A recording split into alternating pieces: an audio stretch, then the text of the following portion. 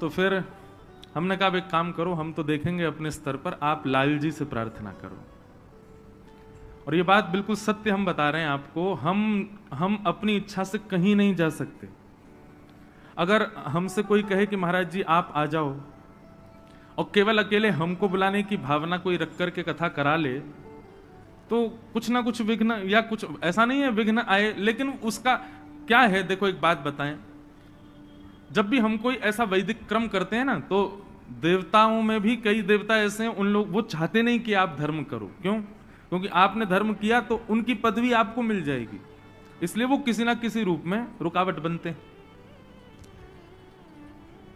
इसलिए ठाकुर जी से प्रार्थना करते हैं कि हे ठाकुर जी आप पधारो, हे लाल जी आप पधारो। तो लाल जी की जिम्मेवारी जब बनती है तो फिर सब व्यवस्था भी उन्हीं के हाथ में है। कोई देवता यदि कुछ नाक मुंह मोड़े भी तो भी लाल जी संभाल लेते हैं। एक बार ऐसी कथा हुई थी, कुछ लोग थे हमारे पास आए, बोले महाराज जी कथा करानी है। हमने कहा ठीक है करेंगे।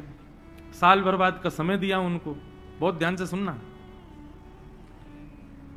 तो उन्होंने कहा ऐसे ऐसे व्यवस्था है। हमने कहा देखो हम अकेले आए तो हम कहीं भी रुक जाते हैं, पर 5 स्टार होटल या ये बड़े होटल जो होते हैं इनमें हम लाल जी के साथ नहीं रुकेंगे, क्योंकि वहां की रसोई शुद्ध नहीं होती।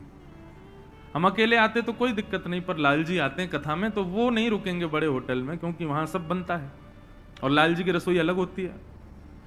तो उन्होंने हमसे बोला तो आप अकेले ही आ जाओ, लाल जी को मत लाओ। मैंने कहा जय हो। मैंने कहा ठीक है। मैंने कहा बढ़िया वाला कमरा बुक करवाना हमारे लिए। कितना महंगा वाला है? बोले महाराज जी 50,000 वाला है सबसे महंगा। मैंने उसी में रुकूंगा मैं, करो। और मैं अकेला आऊंगा, लाल जी नहीं आएंगे। बेचारे अभी सुनते होंगे कथा तो सोचते होंगे लेकिन हम उनका नाम थोड़ी बोल रहे हैं, किसी को पता थोड़ी चल रही कौन है। लेकिन प्रथम दिन कथा का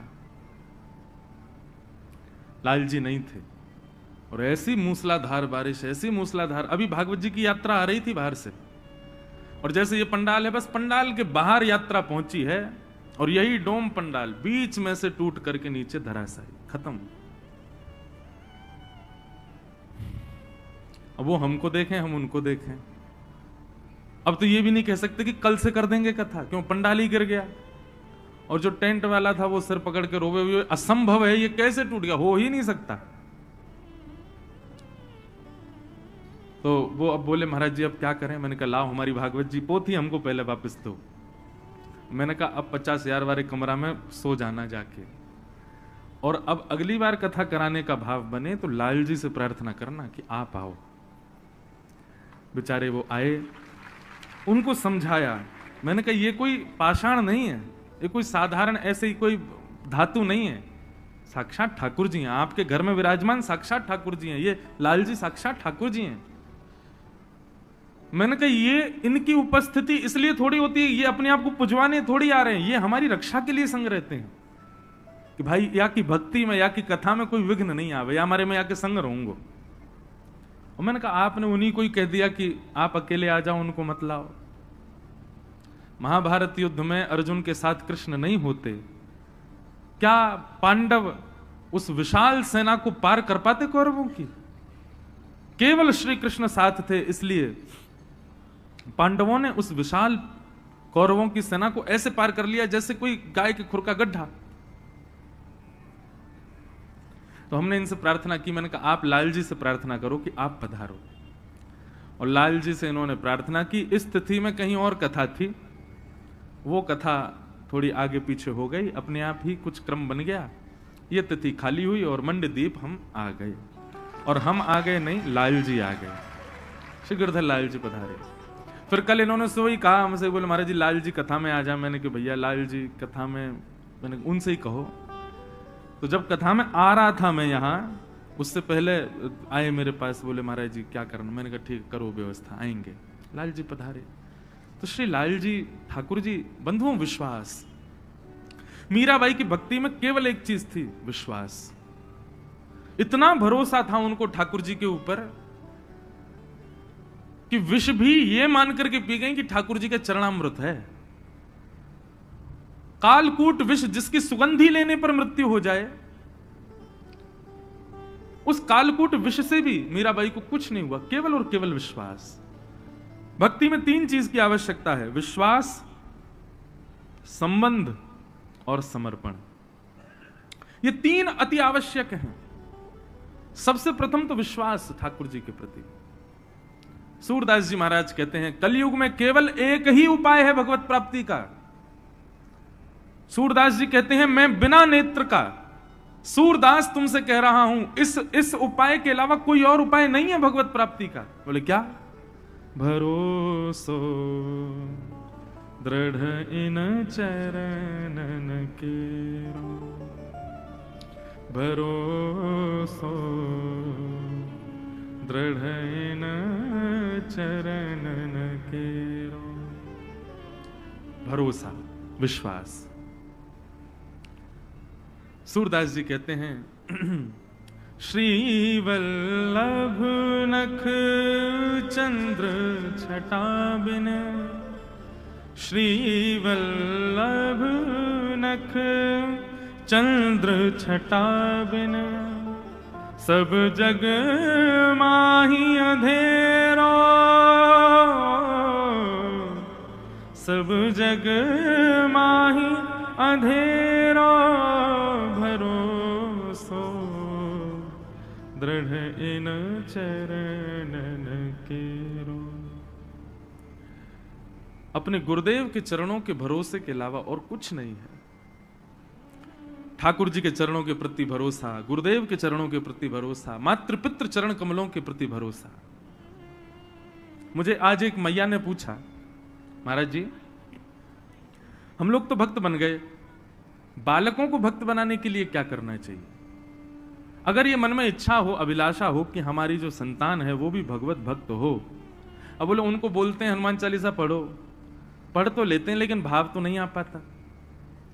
बालकों को भक्त कैसे बनाया जाए? बाल्यकाल से ही, बचपन से ही बालकों में भक्ति भाव उत्पन्न हो। एक माता जी और आई, वो क्या बोली, मेरा बेटा डॉक्टर बने, इंजीनियर बने, आपके घर पे ही आई थी शायद। बोले जो भी बने, लेकिन महाराज जी मेरी इच्छा यह है कि ये एक वैष्णव बने, एक भक्त बने, ठाकुर जी का प्रेमी बने। उसके लिए क्या करें?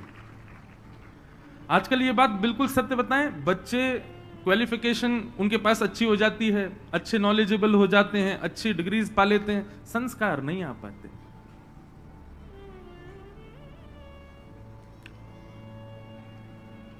ठाकुर जी का भक्त यदि चाहते हैं कि बालक बने तो सबसे पहले अपना भक्त बनाओ उनको। जब तक आप अपना भक्त नहीं बनाएंगे वो ठाकुर जी के भक्त नहीं बन सकते।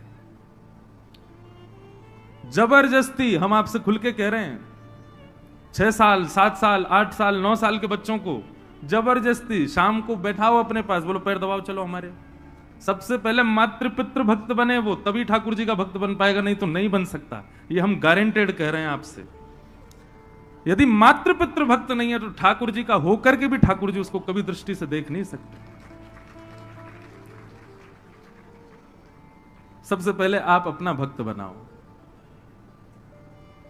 और भाई सीधी बात है कि ठाकुर जी अपनी चरण सेवा तब देते हैं, पहले वो चेक करते हैं कि भाई तुझको सेवा करनी आती है कि नहीं। कहीं किसी को जॉब लेनी हो तो उससे पूछा जाता है तुमने पहले कहीं करी है कि नहीं। ऐसे ठाकुर जी सीधे अपने चरण नहीं देते, पहले देखते हैं, हाँ गुरुजनों की सेवा की है, माता पिता की सेवा की है, परिवारीजनों की सेवा की है, तब ठाकुर जी को लगता है हाँ सेवा इसके पास है तो ये हमारी भी कर सकता है। सबसे पहले बालकों को अपना भक्त बनाओ। माता पिता का अधिकार है चढ़ करके कहें हमारी सेवा करो। उनको बचपन से जबरदस्ती मंदिर में मत बैठाओ। वो जबरदस्ती से की गई भक्ति तामसी और हो जाती है, उससे उनका और ज्यादा मन उखड़ जाता है। पर हां आपकी जबरदस्ती भी करेंगे, थोड़ा तो प्रेम है ना आपके प्रति, क्योंकि माता पिता हो। अपना वैष्णव भक्त बनाओ पहले। जब आपके भक्त बन जाएंगे तो ठाकुर जी के नाव भी बने तो भी उनका कल्याण हो जाएगा। आपके भक्त हमारे शास्त्रों में सबसे पहले मां को रखा गया है, फिर पिता को रखा गया, फिर गुरु को रखा गया, सबसे अंत में ठाकुर जी को रखा गया है। इसलिए आजकल के बच्चों को जब हम देखते हैं तो मन में भाव आता है कि अच्छे स्तरीय कोई डॉक्टर बन जाएगा, इंजीनियर, सब बन जाते हैं बच्चे आजकल, अच्छे से पढ़ लिख लेते हैं सब, पर संस्कारी नहीं बन पाते, वैष्णव नहीं बन पाते। उसके लिए अपने चरण सेवा कराओ। नंद बाबा यशोदा खूब सेवा करवाते हैं ठाकुर जी से, ठाकुर जी खूब सेवा करते हैं दोनों की। सेवा करके एक कथा प्रसंग ऐसा आता है कि यशोदा मैया की सेवा करते हैं लाल जी, और सेवा करके फिर ठाकुर जी नंद बाबा की सेवा करते हैं, फिर सोने जाते हैं यशोदा मैया के पास, मैया से लिपट के सोते हैं लाला रात में। नंद बाबा की बड़ी इच्छा हो गई, बोले लाला मोते लिपट के ना सोवे। एक दिन ठाकुर जी बोले, एक दिन नंद बाबा बोले लाला तू आज मेरे पास सो जा। तो ठाकुर जी मना तो कर नहीं पाए, लेकिन रात्रि में जब सोए तो रात भर सो नहीं पाए। दिन में मैया तो बोले रात भर बाबा की दाढ़ी में इर्झो रहो मैं, मुझे तो नींद ही नहीं आई। और बाबा की मैया हाथ पांव इतने ज्यादा निष्ठुर है, मैं तो रात भर मेरे दर्द है गो, तुम को मक्खन लगा दे, मैं तो श्रम है गो रात भर। दूसरे दिन फिर मैया के पास सो गए, तो नंद बाबा को बड़ी पीड़ा होती है, लाला मेरे पास ना सोवे। तो ठाकुर जी ने मन में विचार किया कि कहा करूं, बाबा को सुख कैसे मिलेगा, दोनों को सुख देना है, क्योंकि इन दोनों को सुख देवे ही तो मैं आया हूं। तो ठाकुर जी पता क्या करते हैं, रात्रि में सोते समय अपने वस्त्र उतार देते हैं और छोटे से गोपाल जी और नंद बाबा की इतनी बड़ी बड़ी बगलबंदी उनको पहन लेते हैं। उसको बोलते हैं गगदल। सर्दियों के जब श्रृंगार होते हैं ठाकुर जी को तो गगदल धराई जाती है, वो नंद बाबा की होती हैं। उसमें ठाकुर जी के हाथ भी लटक जाते हैं, नीचे तक ऐसे लटकी रहती हैं। तो रात में नंद बाबा के वस्त्रों को पहन करके ठाकुर जी सोते हैं, इस भाव से कि मैं बाबा के गले लग के सो रहा हूं। क्यों? बोले पास जाऊंगा तो दाढ़ी चुभेगी, बाबा के निष्ठुर हाथन तो मुंह को दर्द है जाएगा। तो वस्त्र नंद बाबा के पहनते हैं और लिपट के यशोदा मैया से सोते हैं, दोनों को सुख प्रदान करते हैं। क्योंकि बंधुओं यही उद्देश्य है, मातृ पितृ भक्त बने हम, तब ठाकुर जी हमको स्वीकार करेंगे। जो मातृ पितृ भक्त नहीं है ठाकुर जी उसको स्वीकार नहीं कर सकते।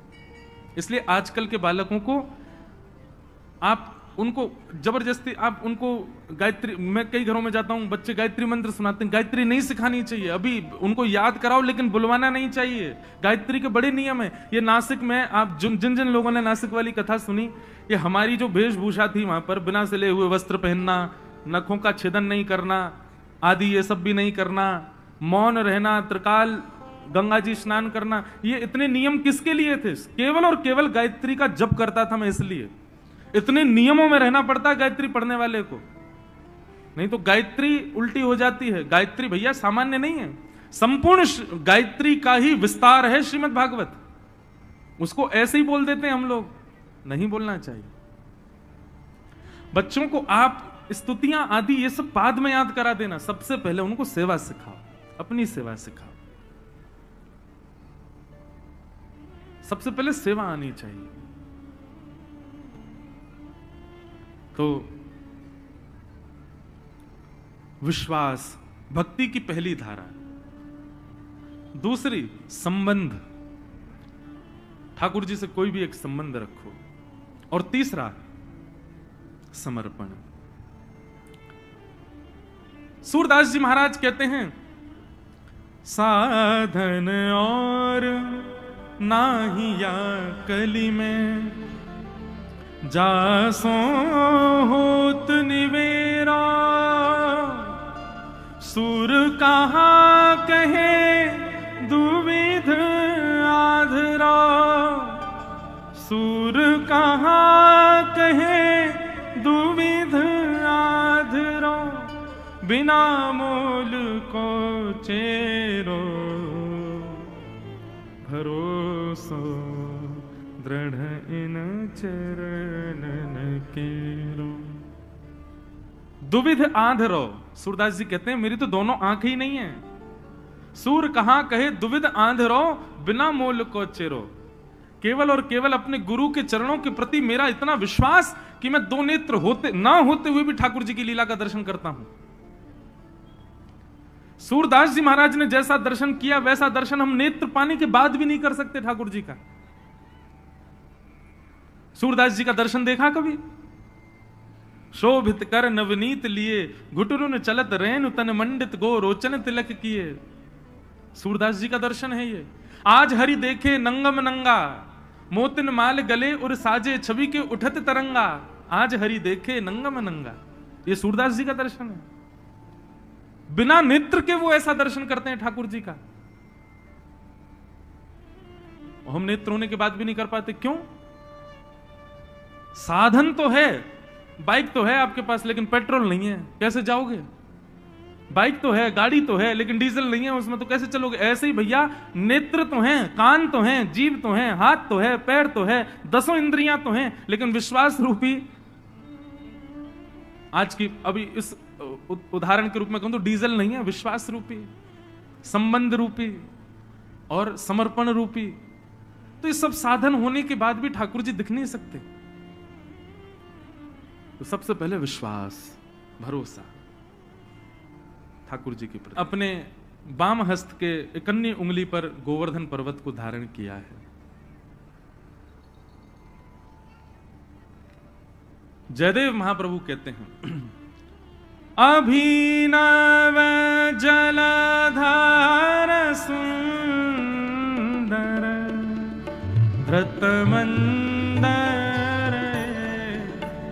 धृतमंदर श्रीमुख चंद्र चकोर, जय जय देव हरे। श्रीमुख चंद्र चकोर, जय जय देव हरे। श्री राधा मुख चंद्र चकोर, जय जय देव हरे। श्री राधा मुख चंद्र चकोर, जय जय देव हरे। ओ जय जय देव हरे, जय जय देव हरे। जयदेव महाप्रभु कहते हैं, अभिनव जलधर सुंदर धृत मंदर श्रीमुख चंद्र चकोर, जय जय देव हरे। श्री गोवर्धन लीला जो है ना बंधुओं, बड़े रहस्यों को समेटी हुई है अपने अंदर। एक रहस्यात्मक कथा ऐसी है कि जब श्री गर्गाचार्य जी महाराज नामकरण संस्कार करने आए ठाकुर जी का, तो श्री गर्गाचार्य जी महाराज ने यशोदा मैया से कही कि मैया, आपको जो ये लाला है ना कन्हैया, ये नारायण समो गुण ही है, या में नारायण जैसे गुण हैं, तो कभी यदि कोई विशिष्ट कार्य करे तो आप ज्यादा चिंता मत करियो। जब गर्गाचार्य जी जाने लगे तो यशोदा मैया बोली, बाबा एक बात बता जाओ। बोले हाँ। बोले मेरो लाला कभी कछु ऐसे दिव्य कार्य करे और वास्तव में यदि मुंह को चिंता हो तो मैं कहा करूं, जैसे मेरे लाला को बल क्षीण ना हो। तो श्री गर्गाचार्य जी महाराज बता के गए, बोले मैया तुम्हारे यहां लाला के समान कुंडली एक कन्या की है ब्रज में, बिल्कुल ऐसी कुंडली है वाकई। बोले कौन की? बोले वृषभानु जी की लाली राधा रानी की। बंधु एक कथा बताएं, श्री किशोरी जी का जब प्रादुर्भाव हुआ तो किशोरी जी इतनी सुंदर, ऐसा रूप किशोरी जी का कि उनके प्रादुर्भाव होते ही देवता आकाश से पुष्प वर्षण करने लगे, सूर्य नृत्य करने लगे। क्यों? सूर्यवंश में प्रकट हुई श्री किशोरी जी हमारी, सूर्यवंश में उनका प्रादुर्भाव हुआ। लेकिन किशोरी जी के विषय में ऐसा भाव आता है कि वो हंसती हैं, वो देखती हैं, लेकिन कुछ मुख से स्वर नहीं निकलता, ये मुख बंद ही रहता है श्री जी का। ऐसा वर्णन आता है कि वो प्रसन्न होती हैं, हाथ पांव भी चलाती हैं, पर ना तो कुछ कहती हैं, मतलब ना तो स्वर निकलता, बालक या तो रोता है या कोई स्वर निकलता है, और ना ही वो अपने नेत्र खोलती हैं। ये भी भाव है कि वो नेत्र नहीं खोलती हैं अपने, ऐसे ही रहती हैं। कीर्ति मैया गोद में खिला रही हैं, वृषभानु जी गोद में खिला रहे हैं, सब ब्रजवासी आनंदित है रहे हैं। एक बहुत सुंदर भाव है। हमने कल, हमसे बहुत दिन से बहुत सारे लोग कह रहे, बोले महाराज जी श्री जी का कोई भाव, श्री जी का कोई भाव। मैंने कि श्री जी को भाव ऐसे ही ना आवे, और जब श्री जी आ जाएं तो फिर कोई और आ ही ना पावे। अब आप सुनना चाह रहे हो श्री जी को, और आज होना है रुक्मणी विवाह। अब रुक्मणी कैसे आएंगी जब श्री जी आ गई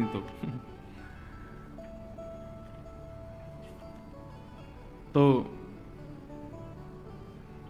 प्रगटी श्री राधा रूप अगाधा, सब सुख साधाना वे, मुनि प्रेम अगाधा मेटन वाधा, लख रही मोति लजावे। ब्रज घर घर माई बटे बधाई, सब मिल मंगल गाई, कीरत बड़ भागी अति सुख पागी, पुरजन करत बधाई। सुर नर मुनि हर से सुमन ही बर से, चढ़े विमान आवे। ऐसा वर्णन श्री जी के प्रादुर्भाव का किया गया है, ऐसा वर्णन तो ठाकुर जी के प्रकट का भी नहीं है। ठाकुर जी प्रकट भय तो बस इतना लिखा है कि ब्रजवासी सबरे नाच रहे हैं, गा रहे हैं, आनंद कर रहे हैं, पर श्री जी का प्रादुर्भाव हुआ तो तीनों लोकों में आनंद हो रहा था। सब देवता पधारे थे बरसाने में जब किशोरी जी का प्रागट्य हुआ है। सुर नर मुनि हर से सुमन ही बर से, चढ़े विमाना आए, भय चित्र से ठाड़े लख सुर बाड़े, बाजे विविध बजावे। वर्णन कर रहे हैं, बोले किशोरी जी के प्रादुर्भाव में जो बाजे बजाने वाले थे ना, उनके बाजे छीन छीन के देवता बजाने लगे श्री जी के प्रादुर्भाव में।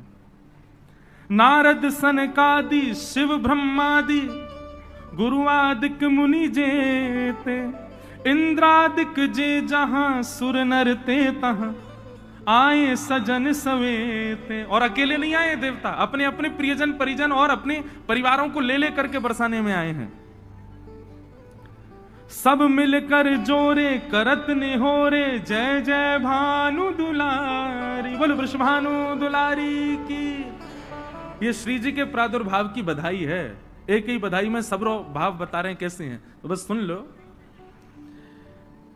सब मिलकर जोरे करत निहोरे, जय जय भानु दुलारी, जय कीरत सुकुमारी, जय हरि प्यारी, जय जय सुखदातारी, जय नित्य किशोरी, प्रिय चित चोरी, यह विनती सुन लीजय।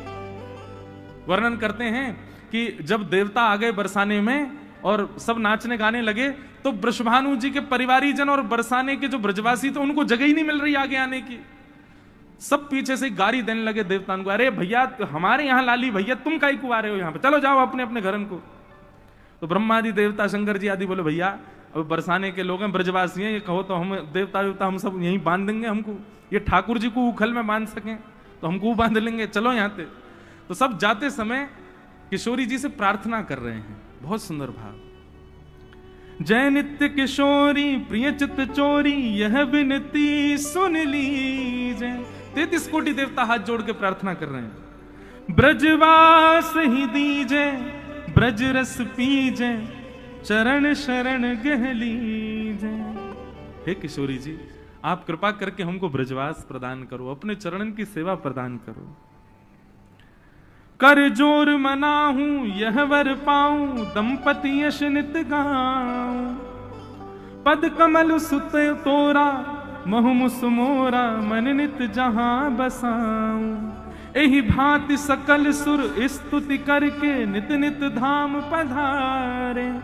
नंदादिक आए अति हर्षाए, सब मिल कंठ लगाए। सब ही जन गावे सब ही बजावे, सब ही दही ले ले भाजे। जब देवता चले गए उसके बाद ब्रजवासी आए, और ब्रजवासी में किशोरी जी को देख वे सबसे आगे कौन खड़ा होगा बताओ? सबसे आगे खड़े हैं हमारे नंद बाबा, यशोदा मैया। अब कहीं कहीं बंधुओं ऐसा वर्णन आता है कि श्री जी जो हैं वो लालन से, हमारे लाल जी से 1 साल बड़ी हैं, 1 वर्ष बड़ी हैं। पर कहीं कहीं ऐसा वर्णन आवे कि दोनों समकाल ही हैं। ठाकुर जी को प्रादुर्भाव भयो, वाके कछु दिना बाद ही श्री जी को प्रादुर्भाव भयो। अब दोनों में सत्य कहा है ये तो सब संत जन जाने। वैसे भी जन्माष्टमी पहले आवे, राधाष्टमी बाद में आवे। तो या भाव से देखें तो ठाकुर जी राधाष्टमी के समय पर 1.25 महीना के हैं। तो वर्णन कर रहे हैं एक रसिक कि श्री जी को प्रादुर्भाव जैसे भयो तो नंद बाबा, यशोदा आदि सब पधारे। और जैसे ही भीतर पहुंचे तो श्री जी के रूप को देख करके सब बलैया ले ले करके महाराज कोई मोती चढ़ा रहा है, कोई सोना चढ़ा रहा है, कोई चांदी चढ़ा रहा है, कोई दिव्य दिव्य आभूषण से नजर उतार रहा है श्री जी की। लेकिन यशोदा मैया गोद में लाला को लेकर के पहुंची, श्री जी के रूप को देख करके, हमारी किशोरी जी के रूप लावण्य को देख करके यशोदा मैया इतनी आनंदित है गई, इतनी आनंदित है गई, मन में विचार करने लगी काय से नजर उतारूं। सो गोद में लाला को लेके लाला से ही नजर उतार दी श्री जी की लाला से ही नजर उतार रही हैं।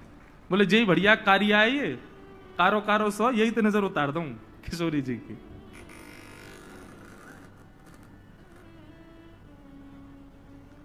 लाल जी से नजर उतार दे श्री जी की। तो मैं अब कहना तो कोई एक बात चाह रहा था, पूरा श्री जी को प्रादुर्भाव ही है गयो। भाव ये कहना चाह रहे थे कि श्री जी का जब प्रादुर्भाव हुआ तो कितने दिनों तक श्री जी ने अपने नेत्र नहीं खोले। प्रसन्न होती हैं, खूब भाव से प्रसन्न मुद्रा में दिखती हैं, कोलाहल करती हैं, पर नेत्र नहीं खोलती। तब श्री नारद जी महाराज आए और नारद जी महाराज ने आकर के वृषभानु जी से कहा, बोले बधाई हो, आपके घर लाली भैया। बोले महाराज आपकी बधाई स्वीकार है, पर हम तो बड़ी चिंता में हैं। बोले क्यों? बोले लाली तो भैया, लेकिन देखियो ये नेत्र ही ना खोले अपने, हंसेगी, कोलाहल करेगी, हाथ पांव चलावे, लेकिन अपने नेत्र ना खोले। नारद जी महाराज बोले एक काम करो, आप लोग ने एक बाहर जाओ, मुझ को एकांत में बैठन दो। कीर्ति मैया और वृषभानु जी दोनों बाहर गए। तब नारद जी किशोरी जी के पास बैठे हैं, पलना में सोई हैं श्री श्यामाजू, मंद मंद मुस्कुरा रही हैं लेकिन नेत्र नहीं खोल रही हैं। तभी नारद जी ने एक शब्द कहा, हे कृष्ण मनोहारिणी। और जैसे ही कृष्ण मनोहारिणी ये शब्द कहा है, तुरंत किशोरी जी के कमल नेत्र खुल गए और खुल करके उठ करके बैठ गई हैं और बैठ करके करताल बजाने लगी, प्रसन्न मुद्रा में है गई हैं। नारद जी ने अपनी वीणा लेकर के, करताल लेकर के, कृष्ण मनोहारिणी, हे वृषभानु नंदिनी, कृष्ण मनोहारिणी, खूब सुंदर कीर्तन किया। करताल बजा बजा करके श्री जी आनंदित है रही हैं। और बाहर खड़े वृषभानु जी मन में विचार कर रहे हैं, बोले भैया अंदर से ऐसी करताल बज रही है, ऐसी वीणा बज रही है, मानो ऐसा लग रहा है कोई नृत्य कर रहा हो। तो उनने हल्की सी खिड़की खोल करके जब भीतर झांको तो कहा पायो कि नन्ही सी किशोरी जी, अभी महीना भर की भी नहीं है, वो पलना में बैठी बैठी करताल बजा रही हैं, मंद मंद मुस्कुरा रही हैं, नेत्र खोल के देख रही हैं और नारद जी नृत्य कर रहे हैं। वृषभानु जी भीतर प्रवेश कर गए, नारद जी से जाके बोले ये कैसे हुआ संभव? तब नारद जी ने कहा, बोले कि आपकी ये जो लाली है ना, या के प्राण धन प्रकट भये हैं गोकुल में यशोदा मैया के गर्भ से। ये दोनों दैव बालक हैं, ये सामान्य बालक नहीं है। ऐसा कह दूं तो कोई अतिशयोक्ति नहीं, एक प्राण दो देही हैं, इनके प्राण एक ही हैं, देह दो हैं अलग अलग। जब कभी भी आपकी लाली उदास होवे या तरीका से कभी ऐसा कछु हो कि नेत्र ना खोले, या कछु भी ऐसा भाव लगे जैसे आप विचलित हो, तब कृष्ण मनोहारिणी या कृष्ण को नाम सुनाए दी, आपकी लाली प्रसन्न हो जाएगी। वहां गर्गाचार्य जी यशोदा मैया को बता करके गए हैं, बोले मैया तुम्हारे लाला के समान एक लाली वृषभानु जी के प्रकट भई है, जब कभी तुम्हारो लाला कोई दिव्य लीला करे, कहीं से भी वृषभानु नंदिनी को लाके या के सामने खड़ो कर दी, तुम्हारो लाला आनंदित है जाएगा। श्रीमन्नाथ गर्गाचार्य जी यशोदा मैया से कह गए, बोले मैया तुम्हारो लाला जो है ना, या की आह्लादनी शक्ति है वृषभानु दुलारी, जब कभी तुम्हारो लाला कोई अद्भुत क्रिया करे तो कहीं कैसे भी करके वृषभानु जी की लाली को लेके आ जाइयो, तुम्हारे लाला की शक्ति क्षीण नहीं होएगी। आज ठाकुर जी ने जैसे ही अपने बाम हस्त की कन्नी उंगली पर गिरिराज जी धारण किए, यशोदा मैया को गर्गाचार्य जी की बात याद आई। गर्गाचार्य जी की बात याद करके यशोदा मैया ढूंढने लगी, अरे भैया वृषभानु जी कहां हैं, जल्दी ढूंढो, जल्दी पतो करो। लाखों ब्रजवासी खड़े हैं वहां तो गिरिराज जी के नीचे। ढूंढते ढूंढते ढूंढते 3 दिन में यशोदा मैया पहुंची, तब उनको वृषभानु जी मिले। यशोदा मैया हाथ जोड़ के बोली, तुम्हारी लाली कहां है? अरे जल्दी बताओ तुम्हारी लाली कहां है, मेरे लाला ने गिरिराज जी धारण किए, वह लाली को सामने बैठाना पड़ेगा, नहीं तो मेरे लाला की शक्ति क्षीण है जाएगी। गर्गाचार्य जी बताए के गए। वृषभानु जी बोले मैया 3 दिन है गए, मैं भी ढूंढ रहा हूं लाली कहां है, मुझे भी ना मिल रही है। दोनों ढूंढने लगे, वहां वृषभानु जी ढूंढे, यहां यशोदा मैया ढूंढे। ढूंढते ढूंढते महाराज 2 दिन और व्यतीत है गए, लेकिन वृषभानु नंदिनी नहीं मिली। तब यशोदा मैया रोते रोते लाला के चरणन में आके बैठ गई, अपने लाला के चरण दबा रही हैं और मन में विचार कर रही हैं, मेरे लाला की शक्ति छीण नहीं है जाए, हे विधाता मेरे लाला की रक्षा करियो। तभी श्री यशोदा मैया जिस शिला पर ठाकुर जी खड़े थे, उस शिला के पीछे जाकर के देखने लगी कि यहां कौन बैठो है। और जिस शिला पर ठाकुर जी खड़े थे उसके पीछे जाकर के देखा तो महाराज एक तपस्विनी के भांति पद्मासन में बैठ करके मेरुदंड सीधा करके अपलक नेत्रों से श्री श्यामाजू, हमारी श्री राधा रानी गिरिराज पर्वत की ओर देख रही हैं। उनके नेत्रों से एक दिव्य ऊर्जा प्रकट हो रही है और उस ऊर्जा पर ही गिरिराज जी ऊपर टिके हुए हैं। बोलो वृषभानु दुलारी की। भैया लाला को तो गिरिराज जी उठावे के काजे फिर भी उंगली लगानी पड़े, किशोरी जी तो अपने नेत्रन पे ही धारण कर ले, अपनी नेत्रन की ऊर्जा पे ही ठाकुर जी गिरिराज जी को धारण कर ले। हमारे ब्रज में तो ऐसा कहें, बोले लाला तो ऐसी नाटक करें यो खड़ा है जाए, वास्तव गिरिराज जी तो हमारी श्यामा जी ने उठाए, हमारी किशोरी जी ने उठाए, हमारी लाडली जी ने उठाए। या हमारे ठाकुर जी कह रहे हैं, श्री राधे जू की कृपा सो मैंने गिरिवर लियो उठाए, श्री श्यामा जू की कृपा से मैंने गिरिवर लियो उठाए। ऐसी किशोरी जी।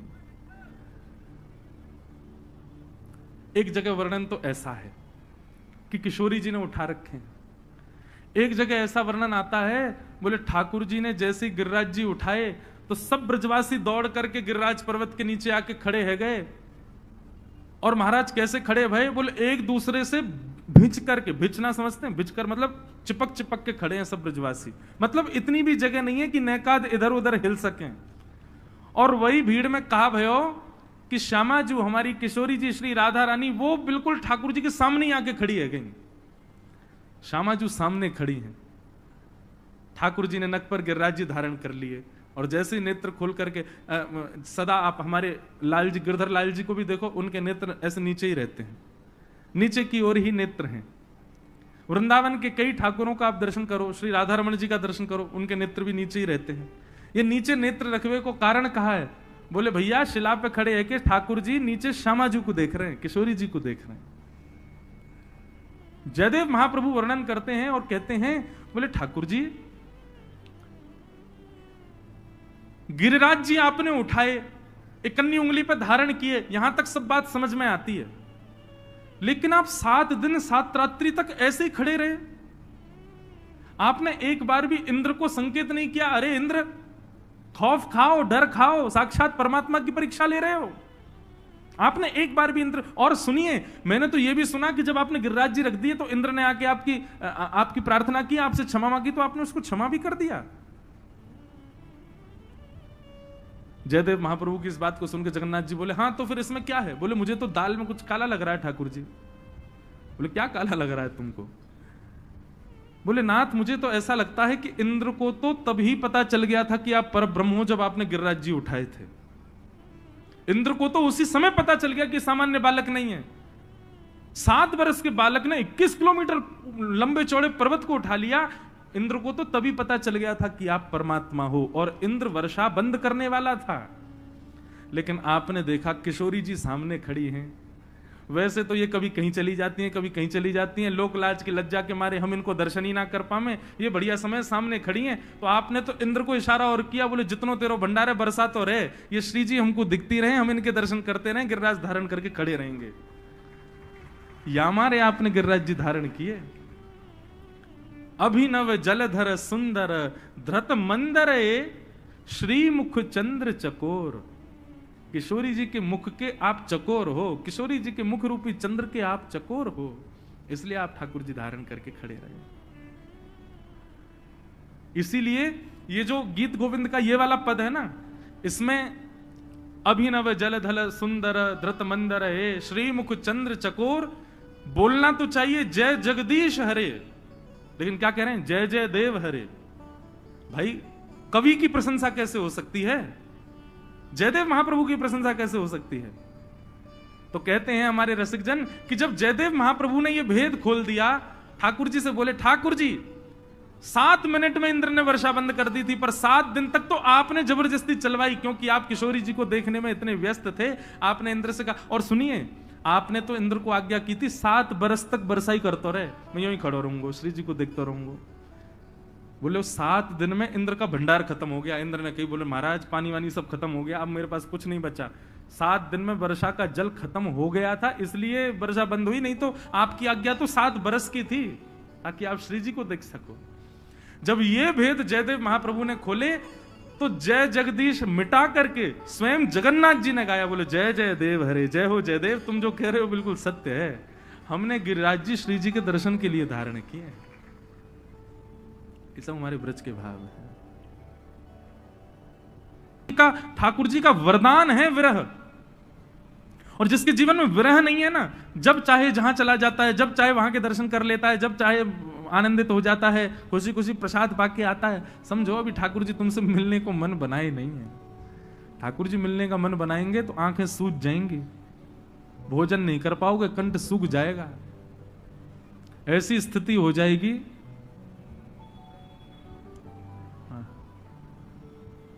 लगन लगी घन श्याम की जाहे, धरत है पग एक पद है।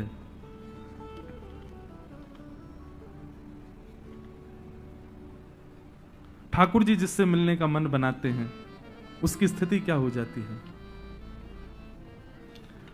पैर रखोगे कहीं और जाएगा कहीं, बैठोगे कहीं होगे कहीं।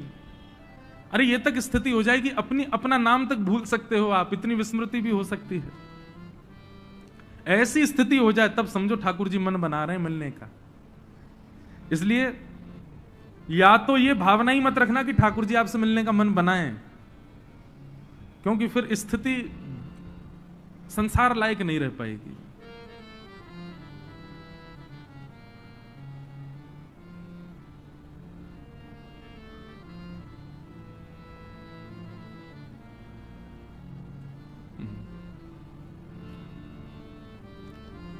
अब वो कथा करन दो, रुक जाओ।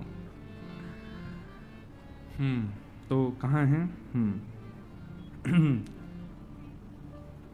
रस और रास। रस यानी कि आप व्याकुल हो ठाकुर जी से मिलने के लिए, पर रास का मतलब तो ठाकुर जी व्याकुल हैं आपसे मिलने के लिए। और जब ठाकुर जी व्याकुल होते हैं ना तो विरह देते हैं। ठाकुर जी व्याकुल होते हैं तो जैसे चाहोगे वैसा कुछ नहीं हो पाएगा, वो सब उल्टा ही उल्टा होगा, फिर और ज्यादा विरह देंगे आपको। विरह में स्थिति ऐसी हो जाएगी कि बस अब तन से प्राण निकलने को होंगे, तब जाके ठाकुर जी मिलते। ऐसा प्रेमियों के साथ ठाकुर जी करते हैं, सबके साथ नहीं। प्रेम लक्षणा भक्ति जिनके अंदर होती है उनके साथ ठाकुर जी ऐसी लीला करते हैं। मीराबाई का चरित्र जब आप सुनेंगे, कभी सुनिएगा, हमने 3-4 दिन कहा था, उसमें मीराबाई की स्थिति ये हो गई कि बस मीराबाई अब प्रार्थना करती हाथ जोड़ के कि नाथ मुझ पर कृपा करो, तब भी ठाकुर जी उनको दर्शन नहीं देते और प्राण निकलने भी नहीं देंगे। क्यों? जैसे ही प्राण निकलने को होंगे तो ठाकुर जी इतना सा अनुभव आपको करा जाएंगे अपना कि उससे प्राण वहीं रुक जाएंगे। वर्णन आता है कि जब यशोदा मैया 100 वर्ष बाद कन्हैया से मिलती हैं तो ठाकुर जी चरण पकड़ करके यशोदा मैया को खूब सेवा करते हैं और फिर सबको कहते हैं अब सब चले जाओ, मुझे एकांत में बात करनी है। जब सब चले जाते हैं तो ठाकुर जी मैया से कहते हैं मैया एक बात कहूं? बोले हाँ कहो। मोकु तो से कछु पूछनो है। यशोदा मैया बोली पूछ लाला। बोले मैया मैं गैया चरा के नेक विलंब कर दे तो अगर आवे में तो तेरे प्राण सूख जाते, मैं गैया चरा के आवे में नेक विलंब कर दे तो तू पूरे गोकुल में हल्ला मचा देती, मेरो लाला ना आयो, मेरो लाला ना आयो। ऐसा प्रेम करवे वाली यशोदा मैया को अकेलो छोड़ के मैं 100 वर्ष पहले चलो गयो। भैया आज 100 वर्ष बाद तू मुझसे मिली है। सही पूछे तो मैया जादना में व्रत छोड़ के गयो ना, वादना मेरे मन में एक बात आई कि बाकी सब तो ठीक, लेकिन यशोदा मैया आज प्राण त्याग देगी, वो मेरे बगैर रह ही ना सके। लेकिन मैया तू सदा जीती रहे, तेरी आयु 1000 वर्ष की है जाए, मैं तो ऐसी प्रार्थना करूंगा, लेकिन मुंह को एक बात बता, तेरे प्राण मुंह में बसते जब मैं ही तो से दूर चलोगे तो मैया तू 100 वर्ष से जीवित कैसे? कहीं तेने दूसरा लाला कर लियो है? कोई दूसरा लाला तेने अपनो बना लियो है? मैया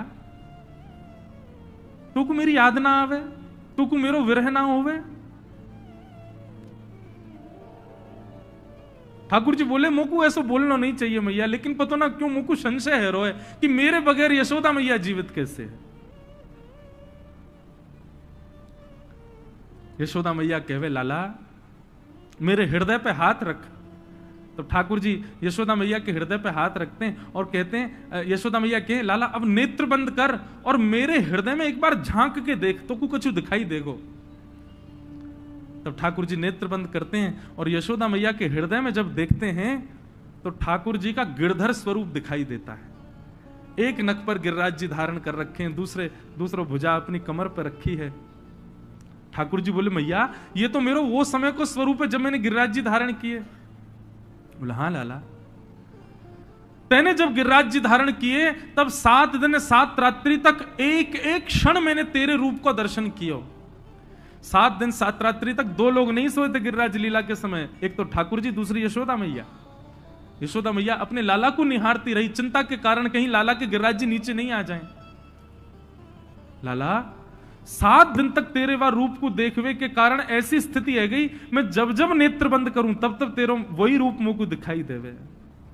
कन्हैया तू जादना व्रत छोड़ के गयो ना, प्राण तो मेरे वही समय निकरवे वारे, लेकिन तेरो ये रूप मेरे चित्त में ऐसो बैठो है, मैं जब जब प्राण निकारवे जाऊं तब तब ये रूप मेरे चित्त में प्रकट है कि मैया मैया कहकर के बुलावे और मेरे प्राणन को निकरवे से रोक दे।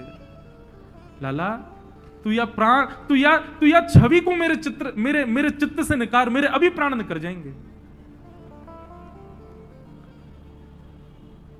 ठाकुर जी कैसा विरह देते हैं कि विरह में स्थिति तो ऐसी हो जाएगी कि प्राण निकाल दें, लेकिन अपना ऐसा एक अनुभव आपको दे देंगे कि उस अनुभव के कारण आप प्राण नहीं निकाल पाओगे। मीराबाई की स्थिति कितनी बार ऐसी हुई कि वे बस मन में विचार कर लिया कि अब जीवित नहीं रहना है, लेकिन फिर ठाकुर जी एक अनुभव करा देते और मीराबाई रुक जाती।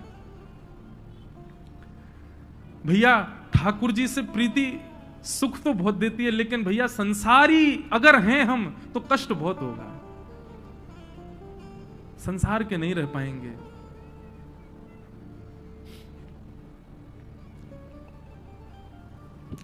रस और रास, रस का मतलब आप व्याकुल हैं ठाकुर जी से मिलने के लिए, और रास का मतलब ठाकुर जी व्याकुल हैं आपसे मिलने के लिए। भक्ति रस से प्रारंभ होनी चाहिए, और क्षमा कीजिए यदि रस से प्रारंभ होकर रस तक ही सीमित रही तो हमने भक्ति नहीं की है। प्रथम कक्षा में गए हैं तो 12वीं तक पहुंचना है आपको।